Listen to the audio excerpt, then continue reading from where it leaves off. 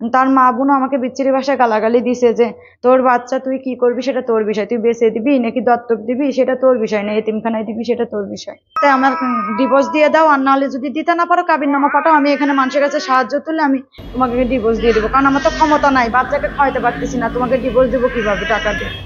আমার ঘরে এক ফুট চাউল নাই, আপনারা যে দেখতে পারেন। আমার নাম সুমাইয়া আক্তার জুথি। আমার বর্তমান এখন বাসা হচ্ছে কুষ্টিয়া, এই যে ফুলতলা থাকি এখন ওখানে।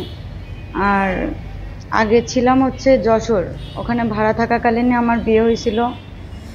আমরা সম্পর্ক করে বিয়ে করছিলাম। তো ওখানে সম্পর্ক করে বিয়ে করার পর আমার ফ্যামিলিরা রাজি ছিল না, আব্বু ছিল না, আম্মু ছিল, কিন্তু আম্মু আমার বিয়েতে মত দিছিল না, তারপরেও আমি জোর করে বিয়ে করছিলাম। বিয়ে করার পরে সংসার 2 বছর ভালোভাবেই কাটছিল। তারপরে 2 বছর সে ভরণ পোষণ দিত, সবকিছু করতো, কিন্তু তখন 2 বছর পর থেকে যখন আমার একটা বাচ্চা হলো, তারপর থেকে সে ভরণ পোষণ মানে ঠিক মতন চালায় না। আজ পর্যন্ত সে আমাকে একটা পণ্যের কাপড় দিছে বলে আমার মনে হয় না, বা আমার ছেলে পেলেকেও দিছে বলে আমার মনে হয় না, বা ওরাও বলতে পারবে না ওদের বাবার কাছ থেকে একটা চকলেট পাইছে। কিন্তু এখন তার সাথে সংসার করা যখন অসম্ভব হয়ে যাচ্ছে, সে কথায় কথায় মারধর করে, কাপড় চোপড় দিতে চায় না, কাজকর্ম করতে চায় না, সারাক্ষণ ঘরে শুয়ে বসে থাকে। এখন এই 4টা বাচ্চাকে নিয়ে আমি কোথাও না পারতেছি কাজ করতে, কোথাও না পারতেছি একটু থাকতে। কারণ যেখানেই কাজ করতে যাচ্ছি সবাই বলতেছে ছোট বাচ্চা, একটু বড় না হলে কেউ কাজে নিব না। আর ঘরে একটা বাজার করতেও পারতেছি না, আমি খুবই বিপদে পড়ছি, বাধ্য হয়ে এখানে আপনাদের কাছে বলতে বাধ্য হইলাম, কারণ আমার বাচ্চাদের ক্ষুধা মেটাইতে গেলে এখন এইভাবে আপনাদের কাছে একটু বলা আমার মনে হয় ভালো হবে। আপনারা আমাকে একটু সাহায্য করেন। ওর বাবার সাথে যোগাযোগ করছি, আমি ফোন দিছি, ওর বাবা এখানে আসছিল। আমি যখন এখানে চলে আসি মারধর করতে, অত্যাচার করতে, এখানে চলে আসার পর আমি এখানে একটা রুম নিছি। নেওয়ার পরে এখানে আসার পরে বলছে যে আমি এখানে একটা বিচার বসাইছিলাম যে স্যার দেখেন এখানে ও আমার সংসার করে না, ও খাওয়া পড়া দেয় না, আমি বাধ্য হয়ে এখানে আসছি, এখন ও সংসার করবে কিন্তু আমাকে তাকে চালাতে হবে পুরুষ মানুষের মতো। আর সে বসে বসে খাবে, সে এটাই চায়। And সে বলছে যে আমি সংসার চালাবো, কাজ করব, সব রকম স্বীকার করছে, কিন্তু আহ, বিচার সালিশ হওয়ার পরে 2 দিন ভালো, আবার যা তাই। 2 দিন ভালো বলতে ও এখানে এসেও সংসার চালায় নাই, আমি কাজ করছি। তার একটা কিস্তি ছিল, সে কিস্তির উসিলা দিত যে আমি কিস্তি চালাই, আমি সংসার চালাবো কিভাবে। তো তার কিস্তি এখন শোধ হয়ে গেছে, কিন্তু শোধ হওয়ার পরে সে পলাইছে বলা ভুল। আমি তাকে জিজ্ঞেস করছি যে তোমার তো কিস্তি শোধ হয়ে গেছে, তুমি কাজকর্ম করো না কেন? আমার এখানে ভাই বিরাজদার আছে, তারা কাজ ঠিক করে দিছে। আমার একটা ভাই আছে এখানে ইজি বাইক চালায়, তারা কাজ ঠিক করে দিছে। কাজ একদিন করে 10 দিন বসে থাকে। আজ বলে আমার কাজ শরীর খারাপ, কালকে বলে যে আজকে কাজ নাই। লোক প্রত্যেক দিনই ডাকতে আসে যে চলেন কাজে চলেন, কিন্তু সে কাজে যায় না। এখন সে আমার সংসার করবে না, সে এখন তার মা বোন চায় যে সে আর এক জায়গায় সংসার করুক। তার মা বোনও আমাকে বিচ্ছিরি ভাষায় গালাগালি দিছে যে তোর বাচ্চা তুই কি করবি সেটা তোর বিষয়, তুই বেঁচে দিবি নাকি দত্তক দিবি সেটা তোর বিষয় না, এতিমখানায় দিবি সেটা তোর বিষয়। আমার ভাই কি করলো কি না করলো সেটা তোর কাছে বলতে বাধ্য না। বিচ্ছিরি ভাষায় গালাগালিও দিছে।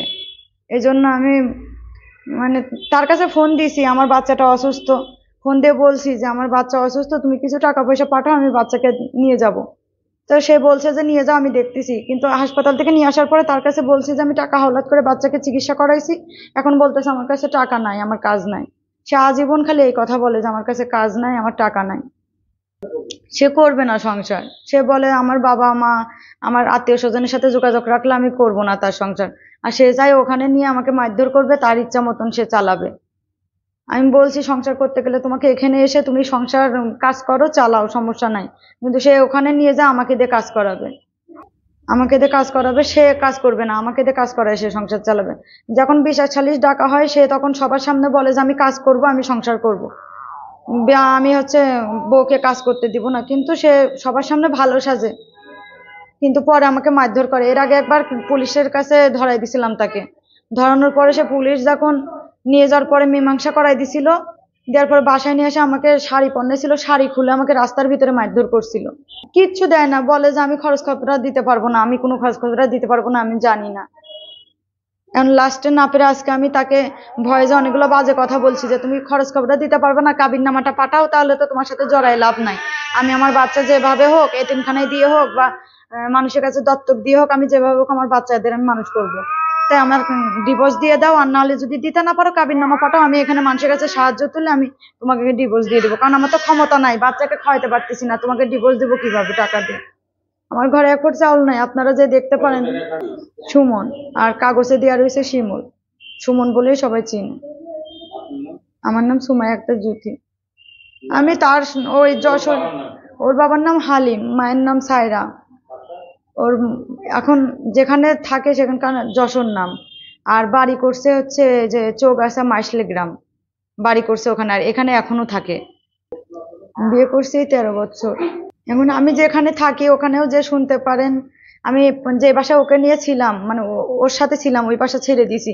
ওই বাসা অনেক টাকা ভাড়া, আমি পারবো না দেখে আমি একটা ছোটখাটো একটা রুম নিছি পাশাপাশি। ওখানে যে জিজ্ঞেস করতে পারেন, ওর বাবা সারাক্ষণ শুয়ে বসে থাকতো, কাজ করতো না। আমি কাজ করে এসে ওদের বাজার করে খাওয়াইতাম। যতক্ষণ ওদের আমি না নিয়ে এসে দিছি ততক্ষণ ওরা খাইতে পারতো না। মানুষের বাসায় কাজে নিত না, মানুষের বাসায় বলে করে সাহায্য তুলে আমি এই বাচ্চাদেরকে করছি। 2টা বাসায় কাজ করছি, ও পেটে থাকতে আমি পেটে নিয়ে আমি পানি টেনছি বাসা বাড়িতে। আমি চাই এখন, যেহেতু সে আমার ভরণ পোষণ দিচ্ছে না, আমি এই বাচ্চাটাকে নিয়ে এই মুহূর্ত থেকে কাজ করতে পারতেছি না।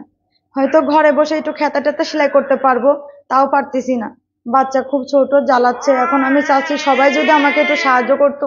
ওই বড় মেয়েটা মাদ্রাসায় পড়ে, ওর খরচ টানতে খুব কষ্ট হয়, ছেলেটাকে ভর্তি করতে পারতেছি না, এমনকি খাওয়াইতেও পারতেছি না। ওর বাবার কাছে ওর বাবা যাতে আমার ছেলে পেলের ভরণ পোষণ দেয়। সংসার না করুক সমস্যা নেই, কাউকে তো জোর করে নিয়ে সংসার করা যায় না। আর আমি চাই সে সংসার না করুক, তার ছেলে পেলেদের তো সে খরচ দিবে। আর খরচ যদি না দিতে চায়, তার যে 2টা বাচ্চা বড় হয়েছে, ওদের নিয়ে যা করা তো বোঝার মতন হয়েছে, নিয়ে যায় ওদের পড়াশোনা করাক, ওর বাবার কাছে থেকে মানুষ হোক, সেটাও সে করবে না। সে চায় সে আলাদা থাকবে, সে হচ্ছে নতুন করে জীবন শুরু করতে চায়।